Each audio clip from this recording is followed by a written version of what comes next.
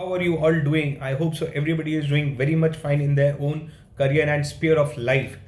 So let's start. आज का हमारा टॉपिक है matrices.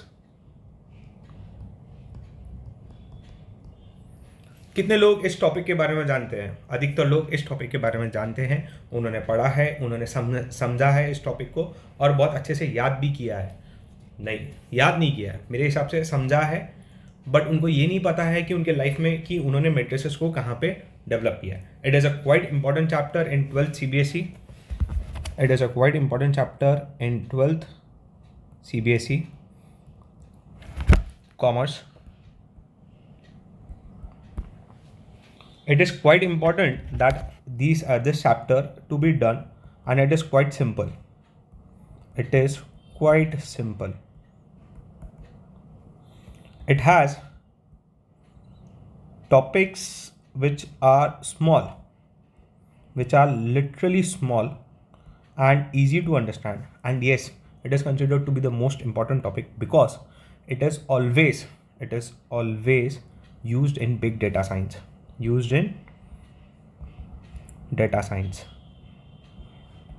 Okay, what is matrix? The very basic question is, what is matrix? There was a movie called Matrix, a Hollywood movie of Matrix, which was basically done where there were the hero, he himself moved the money into 7 different banks, and there he used the matrix as a complex. Okay, so it is necessary to study matrix because it is really important in this world in which we are living right now. It's a big data science. What happens in the sales team? You can see the Amazon sheet, you can see the Flipkart sheets, you can see various sheets of the sales target of the company, different targets. Not even that, if you have seen the pharmacy also, in pharmacy also, there you have seen the pharmacist has their own sheets, basic different sheets where they try to keep many things and they develop many concepts and analysis. So basically matrix is a very important topic and it has to come, the questions has to come from this, and it is very simple and short. Okay, आज से पहले यदि हमने देखा हुआ, यदि हम लोग कोई चीज़ के बारे में पढ़ते हैं मैट्रिसेस स्पेशली, तो हम उतना पढ़ने की कोशिश करते हैं कि बेसिक से स्टार्ट किया जाए. कोई भी नई चीज़ हम सीखने की कोशिश करते हैं, चाहे वो बचपन से हो चाहे वो बड़े होने के बाद हो, हमें उसका बेसिक्स पढ़ना बहुत ज़्यादा ज़रूरी है. Basics is the utmost necessity. Basics में क्या आता है? पहले हमने होल नंबर पढ़ा, फिर हमने इंटीजर पढ़ा, फिर हमने और भी बाकी चीज़ें पढ़ी. तो बेसिक्स में यही सारी चीज़ें आती है कि हमको एक्चुअली करना क्या है. तो हमको उसके बारे में पहले बेसिकली जानना ज़रूरी है कि भैया मैट्रिक्स होता क्या है. तो ये मैट्रिसेस, ये जो वर्ड है, ये वर्ड है प्लूरल फॉर्म में. किस में? प्लूरल फॉर्म में. और इसका यदि हम सिंगुलर फॉर्म निकालेंगे तो फिर ये हो जाएगा मैट्रिक्स, जो एक मूवी का नाम है. ठीक है, आगे बढ़ते हैं. इस चीज़ को हम जानने की कोशिश करते हैं कि मैट्रिक्स होता कैसा है, दिखता कैसा है, इसके नॉर्मल टर्मिनोलॉजीज कैसी है, इसकी एलिमेंट्स कैसे होते हैं, इसको लिखा कैसे जाता है, इसको एडिशन कैसे किया जाता है, इसको सब्ट्रैक्ट कैसे किया जाता है, इसको मल्टीप्लाई कैसे किया जाता है, ये स्केलर के साथ कैसा बिहेव करता है, ये आपस में कैसे बिहेव करते हैं. ये सारी चीज़ें हम देखने की कोशिश करेंगे, बट हम पहले समझने की कोशिश करेंगे कि मैट्रिक्स होता क्या है. सपोज करो राधा, फैजू और सिमरन, ये 3 दोस्त हैं. ये 3 दोस्तों के पास में नोटबुक है और पेन है. हम बोलते हैं कि राधा के पास में 15 नोटबुक है और 6 पेन है, और फौजी के पास में 10 नोटबुक है और 2 पेन है. और वहीं यदि हम देखते हैं सिमरन के पास में 13 नोटबुक और 5 पेन है. 13 नोटबुक और 5 पेन है. अब यदि इसको हम लोग रिप्रेजेंट करेंगे तो फिर हम लोग क्या बोलते हैं? Let notebooks be in X, let pen be in Y. फिर हम रेशियो उसका बनाने की कोशिश करते हैं. So Radha is 15x, 6 pen, 6y. ठीक है, यदि हम लोग इसको इस तरीके से रिप्रेजेंट करते हैं तो हम लोग बोलते हैं कि भैया let the cost of notebook be X and let the cost of pen be Y.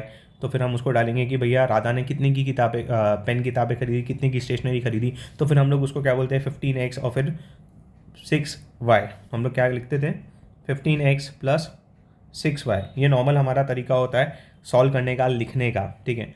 उसी तरीके को हमने थोड़ा सा मॉडिफाई किया और थोड़ा सा मॉडिफिकेशन करके हमने डालने की कोशिश की इसको मैट्रिक्स के फॉर्म में। मैट्रिक्स के फॉर्म में यदि हमको इस चीज़ को लिखना है तो हम क्या करेंगे, इसको डाल देंगे हम एक बहुत बड़े से थर्ड ब्रैकेट या फिर स्क्वायर ब्रैकेट में, और यहाँ पे हम लिखेंगे देखो 15 और यहाँ पे आ गया 6, वहीं फौजी की जगह पे आ गया 10, यहाँ पे आ गया 2, यहाँ पे आ गया 13, यहाँ पे आ गया 5। So this is what we try to represent, ठीक है। ये एक हमारे स्क्वायर ब्रैकेट में ये सारी चीज़ें आ गई और ये टोटल रिप्रेजेंटेशन हो गया कि भैया राधा ने कितनी नोटबुक खरीदी 15, और पेन कितने खरीदे 6, ठीक है। राधा ने कितनी नोटबुक खरीदी 15 और पेन कितने खरीदे 6, ये समझ में आ गया। राधा ने कितनी खरीदी नोटबुक 15 और 6, वहीं फौजी ने कितनी खरीदी, फौजी ने कितनी खरीदी 10 और 2, वहीं सिमरन ने 13 और 5। क्लियर है, यहाँ तक के सबको पिक्चर क्लियरली आया समझ में। इसको रिप्रेजेंट करने का मैट्रिक्स में एक और तरीका होता है, वो भी हम लोग देख लेते हैं, ठीक है। हमने इधर में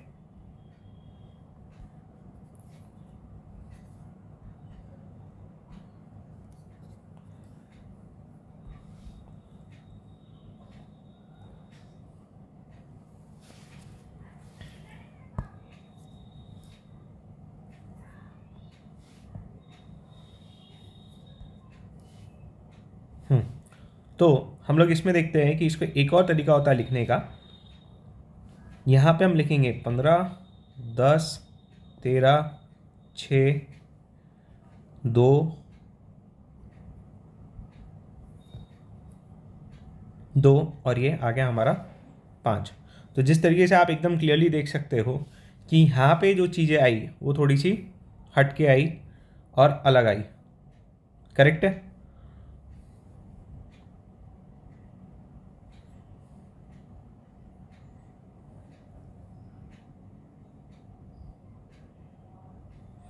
तो यहाँ पे जो चीज़ें एकदम आई वो थोड़ी सी हट के आई और अलग आई।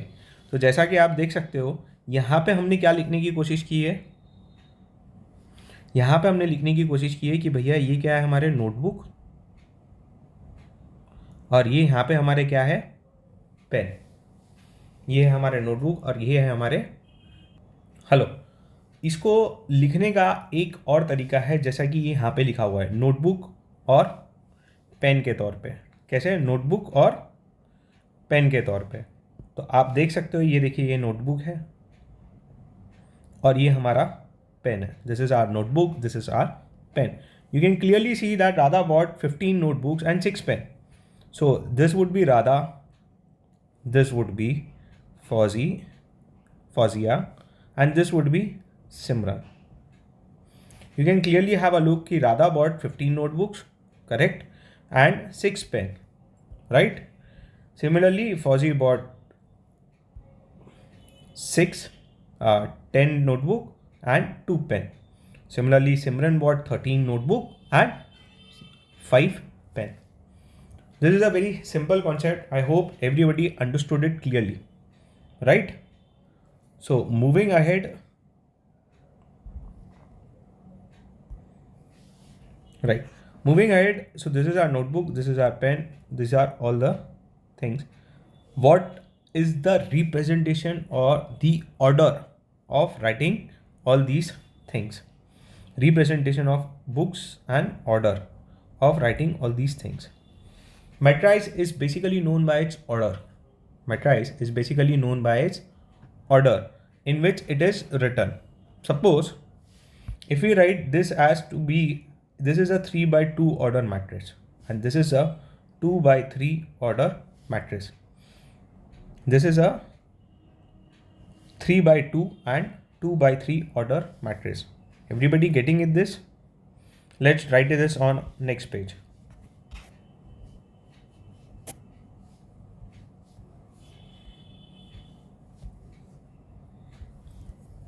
Now, so what we have written over here, this was a 3 by 2 matrix and the other one was 2 by 3 matrix. So this was 15, 10, 13 and this was 6, 2, 5. Similarly 15, 10, 13, 6, 2, 5. What all are these known as? These are known as elements. These are known as elements of this matrix. Suppose this matrix, if we say it belongs to A and this is matrix B. So what this number says, this number always represents rows. This number always represents columns. So there is a clear cut understanding that there are 3 rows, 1, 2, 3 rows, and over here there are 2 rows, 1 and 2. Clearly there are 3 rows over here and there are 2 rows over here. Moving ahead, there are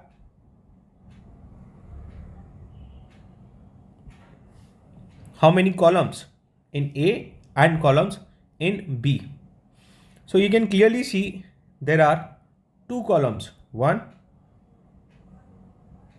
and 2. So there are 2 columns. You can clearly see in B there are 3 columns, 1, 2 and 3. So there are 3 columns over here and there are 2 columns over here.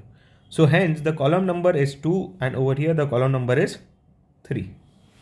Clear?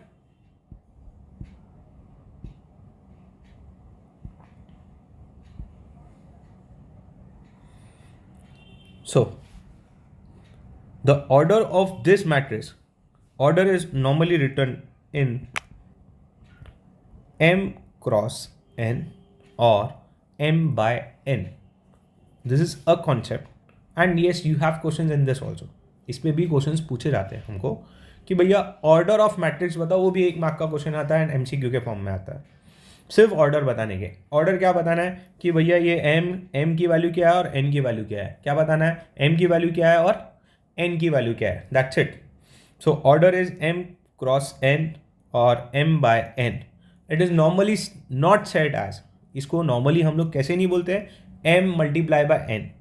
M multiply by N बोलेंगे तो हमको ऐसा लगेगा कि हम variable का equation बोलने लग गए।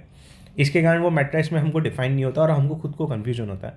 उस कन्फ्यूजन को अवॉइड करने के लिए हम इसको एम क्रॉस एन नहीं बोलते हैं, एम क्रॉस एन बोलते हैं या फिर एम बाय एन बोलते हैं। और एम यहाँ पे क्या रिप्रेजेंट करता है, रोज, और यहाँ पे एन क्या रिप्रेजेंट करता है, columns. Clear? Rows and columns.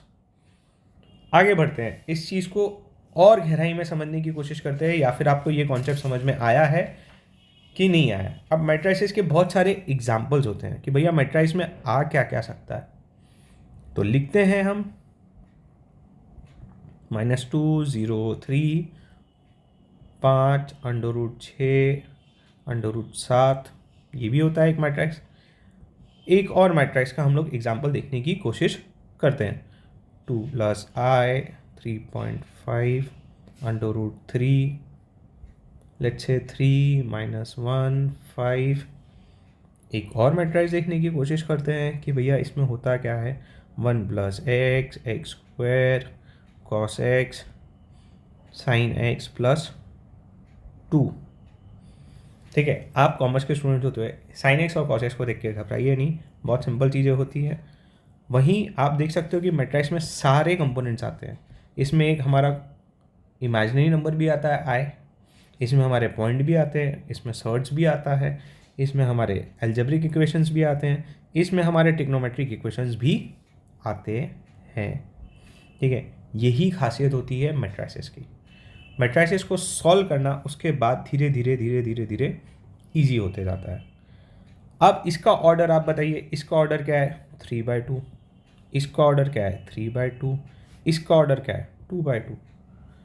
It's a 2/2 order matrix. 2/2 order matrix एक तरह से स्क्वायर मैट्रिक्स के नाम से भी जाना जाता है, क्योंकि वो स्क्वायर बन जाता है। बाकी पूरे मैट्रिसेस क्या बनते हैं, रेक्टेंगुलर बनते हैं। बाकी पूरे मैट्रिसेस क्या बनते हैं, रेक्टेंगुलर बनते हैं।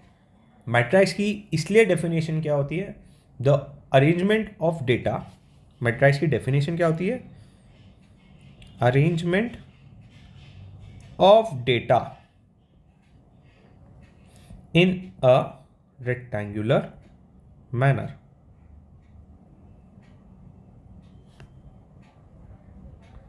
इसलिए ये हमारी डेफिनेशन तैयार होती है मैट्रिक्स की। क्या होती है? Arrangement of data in a rectangular manner. हाँ, ज़्यादा से ज़्यादा मैट्रिक्स होगा किस फॉर्म में? स्क्वायर फॉर्म में होगा। Square form is also a form of matrix, is also a form of rectangular, and rectangular इसलिए ही हमारा इंपॉर्टेंट होता है। सो मैट्रिसेस का जो ऑर्डर हमने देखा था उसका एक जनरलाइजेशन फॉर्म होता है ए ऑफ आई जे। अब ये होता क्या है इसको समझने की हम कोशिश करते हैं। आपकी टेक्स्ट बुक में एक बहुत बड़ी सी चीज़ लिखी हुई है, उसी को थोड़ा सा इलेबोरेट करने की कोशिश करते हैं। A11, A12, A13, A14, A15 dot dot dot dot A of I 1 J. Correct है? तो ये क्या होगा? A21, A23, A2 sorry A22, A23, A24, इस तरीके से ये चलते जाएगा और ये क्या आएगा? A2J। अब इसको यदि हम यहाँ पे आगे बढ़ाएंगे तो ये क्या हो जाएगा? AI1 होगा, और यहाँ तक के हम लेके जाएंगे आगे तक, और यहाँ पे इसको मिलाएंगे तो ये कहाँ तक के जाएगा? AIJ तक के जाएगा।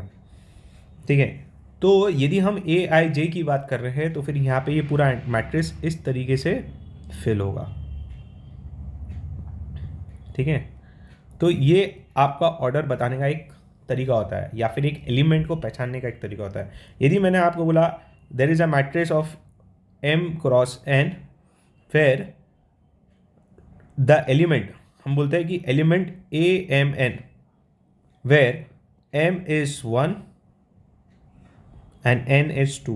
तो यहाँ पे हम किसकी एलिमेंट की बात कर रहे हैं? यहाँ पे हम कौन सा एलिमेंट की? A12। अब A12 कौन सा एलिमेंट है? हमारा A12। क्लियर है सबको? A12 बहुत सिंपल सा एक तरीका है। A12 यदि आपको बोला गया तो भैया कौन से एलिमेंट की बात हो रही है? हमको फर्स्ट रो सेकंड कॉलम।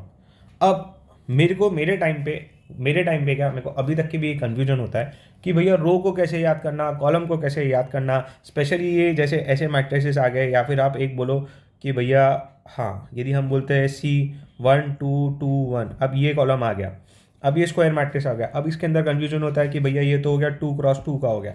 अब ये समझ में नहीं आता कि भैया ये पहले आता क्या है, पहले रो आता है कि कॉलम आता है। फिर वहाँ पे एक दिमाग खराब होता है कि भैया यहाँ पे ये रो आता है कि कॉलम आता है। तो पहली बात तो ये रो आएगा, ये हमको याद करना ज़रूरी है। दूसरी बात यहाँ पे क्या आएगा? ये आएगा कॉलम आएगा, ये भी हमको याद करना ज़रूरी है दूसरी चीज़ पे। अब ये हो गया 1 2 और ये हो गया 2 1। अब यहाँ पे कन्फ्यूजन क्रिएट होता था कि भैया A11 क्या है? A11 हो गया हमारा फर्स्ट एलिमेंट, यानी कि ये हो गया। कन्फ्यूजन ये होता है कि भैया रो कौन सी होती है, कॉलम कौन सा आता है। इसको याद करने के लिए एक सबसे इंपॉर्टेंट चीज़ मैं आपको समझाता हूँ कि भैया कॉलम, कोई भी बिल्डिंग का आप उठा के देख लो वो सीधा खड़ा होता है। कोई भी बिल्डिंग में यदि हम आप कॉलम देखते हैं, हमारी घर की बिल्डिंग देखते हैं, तो कॉलम क्या होता है? सीधा होता है। तो इसलिए हमको कॉलम को याद करने के लिए कोई डिफिकल्टी नहीं होनी चाहिए। Column is this is the column, column is always straight in any house. Column देखते हो ना, बीम खड़ा होता है ना, सीधा सीधा होता है, वो बीम होता है, उसको हम लोग बोलते हैं कॉलम। तो कॉलम हमेशा क्या होगा? ऐसा ही होगा। ठीक है, ये एक हो गया पॉइंट। दूसरा पॉइंट आ गया कि भैया कोई भी चीज़ होती है, कोई भी इंसान होता है, आप देखते हैं कि भैया पहले क्या आता है। तो पहले रो आता है, अब उसको याद कैसे किया जाता है? हम लोग भी जब बच्चे होते थे तब हम लोग पहले रेंग रेंग के चलते थे, बाद में हम सीधे सीधे खड़े होने लग गए। ठीक है, तो सबसे पहले कोई चीज़ आती है, वो आती है रो। यदि आपको रो याद करना है, उसकी भी एक और तरीका बता देते हैं कि भैया आपकी क्लासरूम में जितने भी फर्स्ट लाइन में बच्चे बैठते हैं, उसको याद होगा कि टीचर बोलता है तो वो बोलता है भैया first row, second row, last row के लास्ट बेंचेस, जो मस्ती करते रहते हैं वो भी टीचर्स बोलती है, तो लास्ट रो बोला जाता है। तो रो यानी हमारी सीधी लाइन होती है। कैसी होती है? Straight line. कॉलम हमेशा वर्टिकल। ठीक है, तो इसलिए होता है कॉलम और इसलिए होता है रो। इसी चीज़ के ऊपर सिर्फ और सिर्फ कन्फ्यूजन होता है। नहीं तो मैट्रिक्स जैसा जो टॉपिक है वो सिर्फ मैथमेटिकल एक्सप्रेशंस के दम पे आगे चलता है। क्लियर है? हम यहाँ पे हम सबको ऑर्डर, रो, कॉलम, एलिमेंट को पहचाना कैसे जाता है। यदि मैंने बोल दिया A23 कहाँ आ गया भैया? ये है A23, this is what are second element is. ठीक है, इतनी चीज़ें क्लियर हुई? आगे बढ़े, देखते हैं। ना मूविंग हेड, थोड़े बहुत और छोटे से एग्जांपल देख लेते हैं, ठीक है भैया, कि इसका ऑर्डर कैसे निकाला जाएगा, मैट्रिसेस को कैसे पहचाना जाएगा। इसका एक दो एग्जांपल, या तो फिर बोलते हो कि हम लोग चलते हैं सीधा सीधा टाइप्स ऑफ मैट्रिसेस देखने। टाइप्स ऑफ मैट्रिक्स, देखो मैट्रिक्स लिखा है, यानी हम सिंगल मैट्रिक्स की बात करेंगे। तो सबसे पहला टाइप जो आता है वो हमारा बहुत सिंपल सा टाइप है, जिसको हम लोग बोलते हैं कॉलम। कॉलम मैट्रिक्स, नाम से क्या लगता है भैया, नाम से सब बच्चों को क्या लगता है कि कॉलम मैट्रिक्स क्या होगा। कॉलम मैट्रिक्स मान लेते हैं, हम बोलते हैं कॉलम मैट्रिक्स ए है, और हम लोग लिखते हैं उसकी वैल्यू 5√3 - 1। यहाँ पे हमारा कॉलम क्या हो गया, 3 × 1। यदि हम बोलते हैं बी, और हम लोग लिखते हैं 5√3 - 1 1/2, ये क्या हो गया हमारा 4,1, 4/1। तो यहाँ पे कॉलम मैट्रिक्स कितना हो गया, 4/1 का हो गया। वहाँ पे कॉलम मैट्रिक्स कितना था, यहाँ पे कॉलम मैट्रिक्स कितना हो गया, 4/1। यहाँ पे ये कितना हो गया, 3/1। तो आप एक चीज़ नोटिस कर रहे हो कि यहाँ पे जो कॉलम की जगह है वहाँ पे हमेशा क्या है, 1 है। वहाँ पे हमेशा क्या है, 1 है। यदि वहाँ पे 1 रहता है तो हम लोग उसको क्या बोलते हैं, कॉलम मैट्रिक्स। चलो बच्चों, अब ये बताओ, बहुत सिंपल सिंपल सी बात है, फिर रो मैट्रिक्स क्या होगा।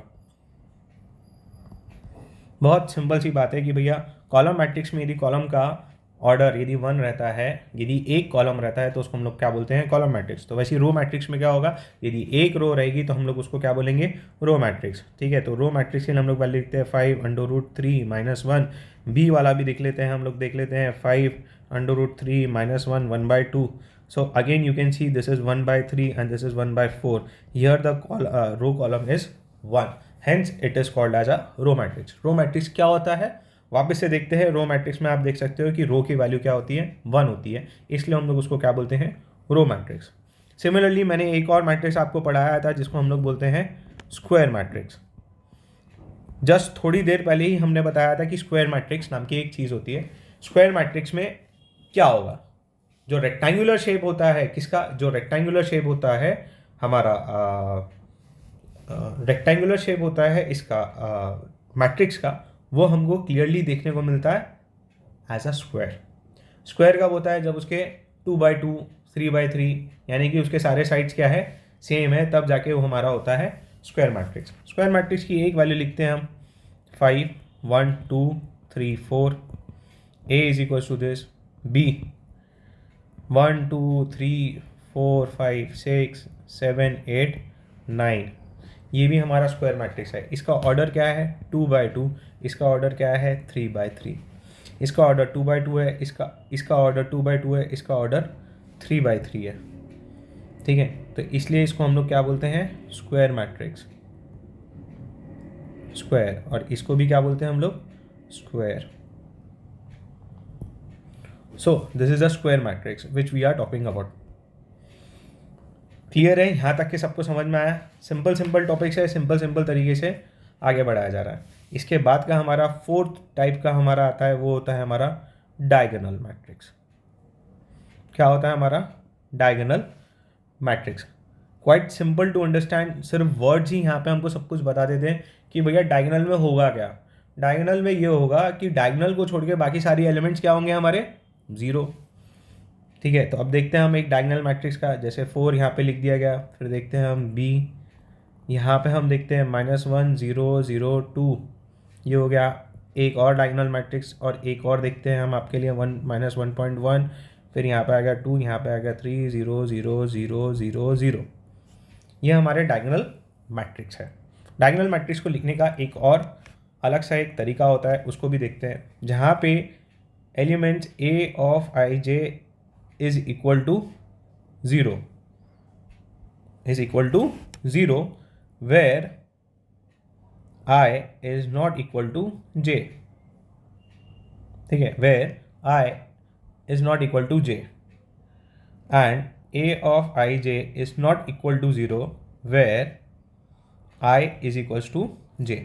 ठीक है, आप यहाँ पे क्लियरली देख सकते हो, यदि यहाँ पे I इज इक्वल्स टू जे, यहाँ पे ये एलिमेंट क्या होगा, यहाँ पे ये एलिमेंट होगा C11, यहाँ पे ये एलिमेंट होगा C22, यहाँ पे ये एलिमेंट होगा C33।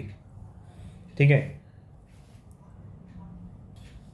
हाँ, तो हम लोग यहाँ पे दें कि भैया where i j is not equal to zero. आप ये देख सकते हो ये C11 है, यहाँ पे आई और जे इक्वल है, ये C22 है, यहाँ पे आई और जे वापस से इक्वल है, ये C33 है, यहाँ पे भी फिर आई और जे हमारा इक्वल है। तो इस सिचुएशन में आप देख सकते हो कि यहाँ पे एक डायगोनल बन रहा है और ये डायगोनल के ऊपर सारे एलिमेंट्स नॉन जीरो है। यदि सारे एलिमेंट्स जीरो होते तो ये नल मैट्रिक्स हो जाता, या फिर जीरो मैट्रिक्स के नाम से जानते, वो हम देखेंगे आगे में, एक नया टाइप रहेगा। ठीक है, तो आपको ये डायगोनल मैट्रिक्स समझ में आया, where i J is equal to zero, where I and J are not equal, and where i J is not equal to zero, where I and J are equal. Simple है। Mathematical भाषा में आप इसको देख के confuse मत होइएगा और इसको देख के डरिएगा नहीं। वैल्यू डाल के देखो, आई की वैल्यू 1 डालो, जे की वैल्यू 0 डालो, 1 डालो, और वहाँ से स्टार्ट करो 1 2 3 4 5 6, और फिर देखते जाओ मज़ा क्या आता है। ठीक है, डरने की ज़रूरत नहीं है, हमें इसको क्लियर कट समझने की आवश्यकता है। आगे बढ़ते हैं, इस चीज़ को हम आगे बढ़ते हैं और कितने कितने टाइप के हमारे मैट्रिसेस होते हैं। तो अगला मैट्रिक्स हमारा जो आता है उसको हम लोग बोलते हैं, इसके पहले वाला हमारा कौन सा था, पांचवा मैट्रिक्स जो हम देख रहे हैं, that is our scalar matrix. क्या होता है? Scalar matrix. ठीक है, इस मैट्रिक्स की अपनी एक अलग खासियत है और ये डायगोनल मैट्रिक्स से बिल्कुल मिलता जुलता हुआ है। ठीक है, तो स्केलर मैट्रिक्स का टाइप आप लोग गैस करेंगे, मैं सिर्फ लिख रहा हूँ, आप लोग बड़े आराम से इसको गैस कर सकते हो कि भैया स्केलर मैट्रिक्स में क्या होता है। स्केलर मैट्रिक्स में क्या होता है, कुछ समझ में आया चीजें? Scalar matrix is a diagonal matrix. Diagonal है, दिख रहा है डायगोनल है। डायगोनल में आप देख सकते हो कि सिर्फ डायगोनल एलिमेंट्स नॉन जीरो है, बाकी पूरे एलिमेंट्स क्या है, जीरो है हमारे। क्लियर है पिक्चर? बाकी पूरे एलिमेंट्स क्या है, जीरो है, ये भी जीरो है, ये भी जीरो है, ये भी जीरो है, ये भी जीरो है, ये भी जीरो है, ये भी जीरो है, ये सब हमारे क्या है, जीरो है। क्लियर है यहाँ तक के? इस चीज़ को आप समझने की कोशिश करो, और क्या चीज़ आपको इसमें कॉमन दिखाई दे रही है और क्या चीज़ कॉमन दिखाई दे रही है, आपको ये देखने को मिल रहा है जितने भी डायगोनल एलिमेंट्स है, जितने भी डायगोनल एलिमेंट्स है वो सब क्या है, इक्वल है। इसीलिए इसको क्या बोला जाता है, स्केलर बोला जाता है। इसको यदि आई और जे के टर्म्स में लिखना जाए तो कैसे लिखा जाएगा, A I J is equal to zero where I and J are not equal. Correct है? क्लियर है? बिल्कुल क्लियर है। अब आगे बढ़ते हैं, हम लोग क्या बोलेंगे, ए आई जे। अब हमारी कंडीशन ये क्या रहेगी, this is not equal to zero where I and J are equal. Correct है? यहां तक कि भी हमको समझ में आया। और इसको हम लोग क्या लिख सकते हैं, A I J is equals to K where I and J are equal. मतलब हमारे जितने भी डायगोनल एलिमेंट है वो क्या है, कांस्टेंट है, के इज कांस्टेंट। यहां तक कि तो हमारी डायगोनल वाली कंडीशन हुई थी, बट ये जो हमारी जो तीसरी कंडीशन आई है उसके कारण हम ये सबको, ए को और बी को हम लोग क्या बोल रहे हैं, स्केलर मैट्रिक्स बोल रहे हैं। क्या बोल रहे हैं हम लोग, स्केलर मैट्रिक्स। क्लियर है? इसके आगे चलते हैं, हम देखते हैं आइडेंटिटी मैट्रिक्स। सारी चीज़ें आप देख रहे हो, हम छठवें कॉन्सेप्ट पे आ चुके हैं, बट बहुत सिंपल और बहुत छोटे छोटे कॉन्सेप्ट है। बहुत सिंपल और बहुत छोटे छोटे कॉन्सेप्ट है। इसमें क्या होगा आप ही देख के बताइए और हमको बताइए। 1 0 0 1 b इज इक्वल्स टू 1 0 0 0 1 0 0 0 1। क्या लग रहा है आपको, ये मैट्रिक्स का ऑर्डर क्या है, 2 by 2। ये मैट्रिक्स का ऑर्डर क्या है, 3 by 3। आपको क्या लग रहा है इसमें क्या एलिमेंट्स है? इसमें एलिमेंट्स में वापस से आपको दिख रहा है कि आइडेंटिटी मैट्रिक्स हमारा क्या होता है, डायगोनल मैट्रिक्स। तो डायगोनल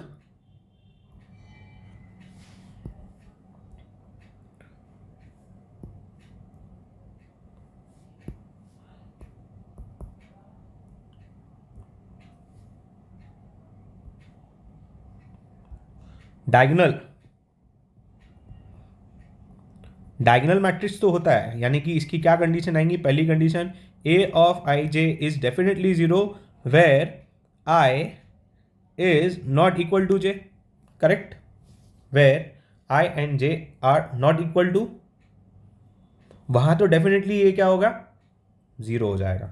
अब बचा दूसरा वाला condition, A I J is equals to dash where I is equals to J, where I is equals to J, इतना पिक्चर क्लियर हुआ, where I is equal to J, वहां पे क्या वैल्यू आएगी, यहाँ पे एक आ रहा है कांस्टेंट, कांस्टेंट क्या आ रहा है, 1। तो क्या हम ये बोल सकते हैं कि आइडेंटिटी मैट्रिक्स और स्केलर मैट्रिक्स एक ही है? हाँ एक ही है, ये बोला जा सकता है, पर इसमें हम बोलेंगे कि भैया k की वैल्यू क्या है, 1 है, where the constant value is 1। हम हमारा वीडियो मिलते हैं, यहीं समाप्त करते हैं हम हमारा लेक्चर आज का। बाकी के लेक्चर्स हम लोग कल मिलेंगे। Thank you. कुछ कॉन्सेप्ट नहीं समझ में आया, आप हमको पर्सनल डाउट क्लियरिंग सेशंस में मिल सकते हैं। Thank you.